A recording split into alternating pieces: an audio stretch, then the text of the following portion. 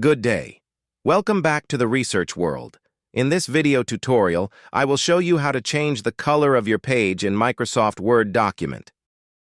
If you are changing your page color this way, you are wasting your time and energy.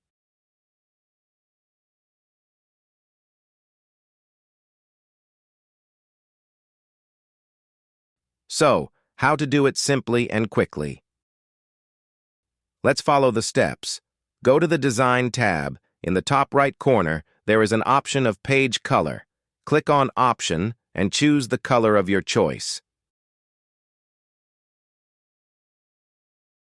Now, paste your text, and you can see that the color of your page in Word document has been changed automatically. But keep in mind, this black color will be applied to whole page. Thank you for watching.